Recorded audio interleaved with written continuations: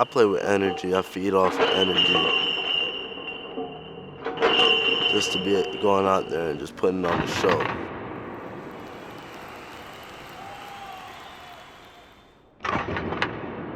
I listen to my grandfather's music before every game.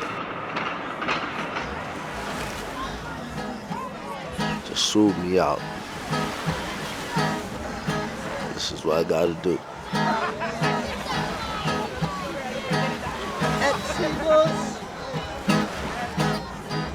Movement of the people. I miss a Exodus. Come on. Hey, Nico. Movement of the people, yeah. Let me tell you, in the movement of the people. Love of sports came from my grandfather, I believe. He loved soccer, you know. I guess if he wasn't a musician, he'd probably be a soccer player. I guess that got passed down to my father. Yes. Give thanks, brother Jojo. Yeah. Man, always, when Jojo play, man touch my heartstring, you know?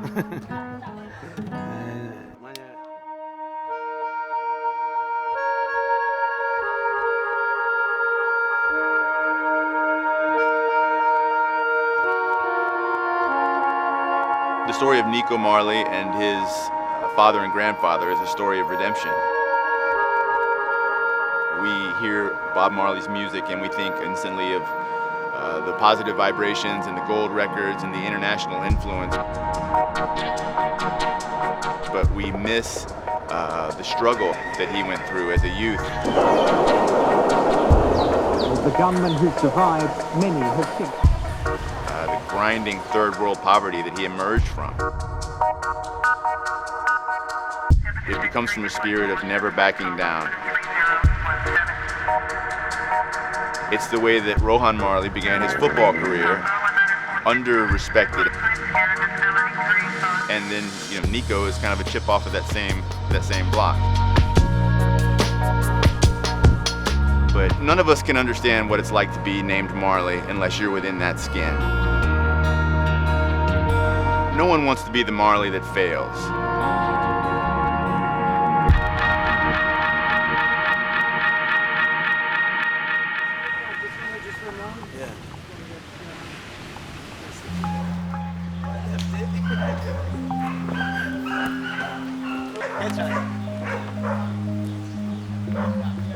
Yeah, we're at 56 Oakwood right now, Bob Marley Museum. This is where everything as children started for us. Getting to know our father, his way of life and the principles. This is the house where everything began. It's a pleasure to have Nico here because he hasn't been here since he was like 9 years old. so it's a great pleasure to have my sons here. What? You got to see the boys in the yard. Yeah, this is. Yeah, we're not far. Grew up in Spanish Town, being Bob Marley's son. There's not too much privilege. You don't hear about Nico. You don't hear no issues of Nico. I was considered, you know, one of the rude boys, Bob Marley, rude son, you know. I go to America, right, and I enter into the 6th grade in America. What's popular is the Miami Dolphins, 1984, when Mark Clayton, Mark Duper, Dan Marino. I started to take a liking onto football. Like, I started to really like the game. Rohan, who was a little bit more American than Bob Marley, than his father, fell in love with football. So that was his athletic calling. You know, we were a clinic at Miami. Badass bunch of dudes that came in and danced on your field and kicked your ass, period.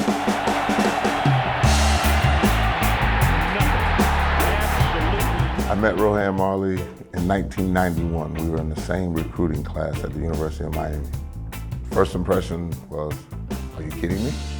Such as being 5'8", small by any football standard. But he makes up We for talking it about with football. attitude, It's a speed. 5'8" guy that 200 some pounds and When he decided he was coming from safety, he was gonna play linebacker, we all looked and said, hey man, you gotta be crazy. And he was like, listen, I gotta be close to the line. I gotta hit him. And, oh my God, did he hit him. Antarctica did not exist. It was part of a supercontinent. If I'm the small X and you're the big tree, I'm gonna chop you down. I'm gonna bring that fire to you. It was the funniest thing to watch this little man knock the hell out of big people. I mean, just. I still can see him now. Come on, little buddy. And that's what he always called me, little buddy. I mean, I'm towering over him. Come on, little buddy, let's go play today. I mean, there was always a passion about it. Well, I got to say it came from my brought up and my upbringing here in Jamaica. And you're a little boy, but you still have to be responsible and be man enough that you can hold your own. Being able to defend your rights as a human being. And then we translate that into football.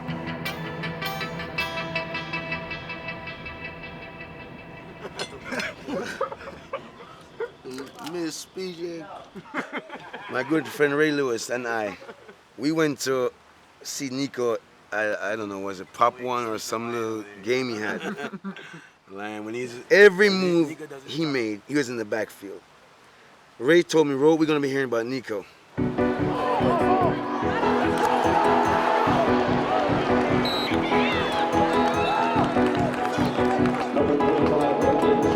First of all is his smarts. He was really a student of the game. He's intelligent, he's quick, he's strong, he's filled with energy. Look just like his daddy. I mean, Seek and Destroy missile.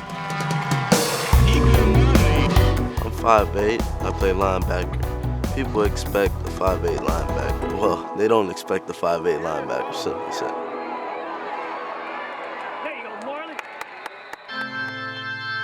In his sophomore year, he started asking me, about college. So I tried to tell him the reality of it. If you read any newspaper stories about him, you'll see how it went. He got one Division I offer, and it was from Tulane. I was in Coach Rollins' office, and he showed me this kid. He was like, do you like this kid?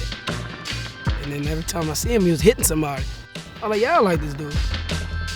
I just thought he was a hitting machine. He hit everything. He's a great tackler. He was like, that's Bob Marley grandson. I was like, man, I like that kid. We need him. I know going to college that they're not thinking that he's going to play. They're thinking they're going to redshirt him. Yeah, it's always hard to start a freshman. You guys who never played before, but after the first scrimmage, he just made too many plays. We knew then that we had something very special.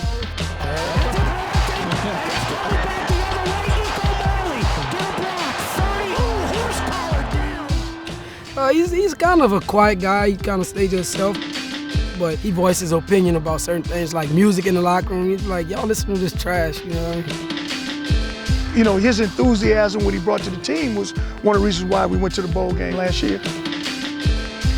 Nico led them to their first bowl game in more than 10 years. I think there are other schools that are regretting right now that they didn't take that chance. He fumbles, stripped by number 20, Nico Marley.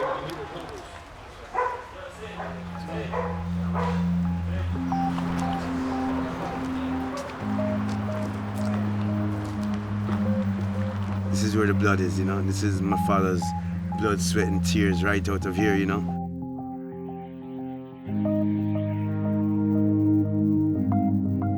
Really a humbling experience to know where it all started, seeing where my grandfather grew up, where my father grew up, just knowing he wasn't born a legend.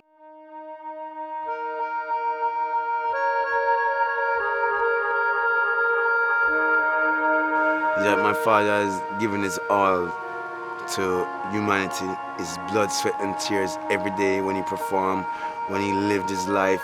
Every day was based on him doing more for people. A lot of people want something from the Marleys, particularly here in Jamaica. It is still an impoverished nation. The Marleys put things in those people's hands many times but it's an ongoing struggle to deal with that. The responsibility of being Bob's son still, regardless of what you have or who you are, where you are, the responsibility of being a Marley is like, you can't hide from yourself. You know what I mean?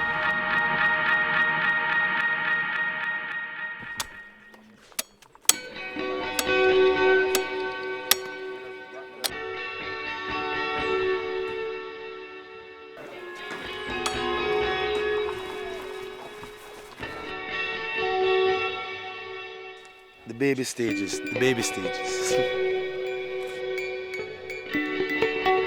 Look at that. Can you imagine how much work goes into this?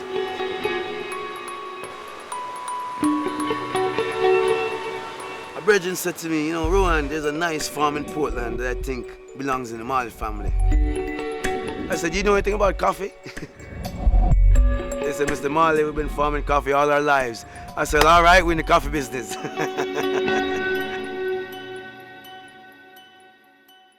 Coffee came about from an inspiration that I got deep within myself, being Bob Marley's son, and saying to myself, what am I going to do? Coconut can hold you. You have all this teaching, you have all this goodness, now you gotta be able to continue it. And still have that passion, you know, that's still that drive like you see on the football field. Farming is patience, of course, because you don't know what the elements you're going to face in the coming years. It's like a child, and it's how you nourish a child and how you treat a child, the child will grow from that. And this is what this is. We're now a fully certified organic farm. Oh, Jesus. I wanted this to touch all corners of the world, you know.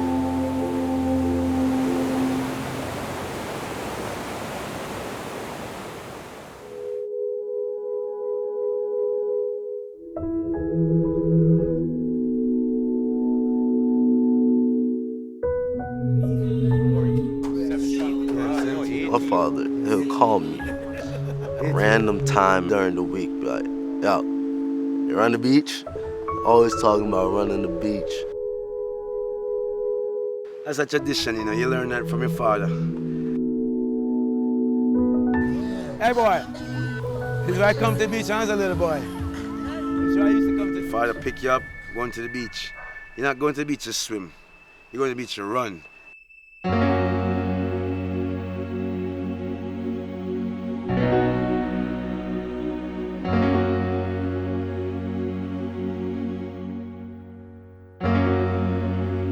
The common thread that connects the three generations is this spirit for which I can't really find a word.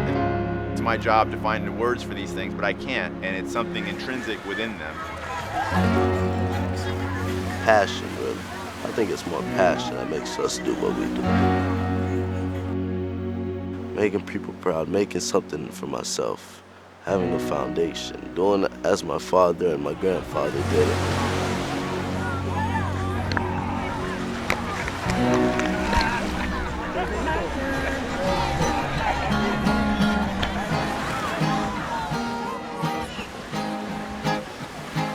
One love, one heart. I want Nico to continue to excel in school, but I also want him to enjoy his passion. Love what he's doing and have fun, and take it from there. One heart, give thanks and Nico Marley has a chance of getting into an NFL camp or a rookie camp, you know, a few years in the future. I think, you know, he's going to force them to give him a look. get together to fight this holy hammer. We have to have tangible hopes. And once we have tangible hopes, we can make those hopes become reality. Have pity on those whose chances go. You know, that's why we come from 56 Hope Road. No hiding place from the Hope Road, man. You hear Bob Marley say, Hope Road, this is Hope Road, where hopes and dreams are fulfilled. one heart. Let's get together and feel alright. One love, one heart. Give thanks and praise to Jah.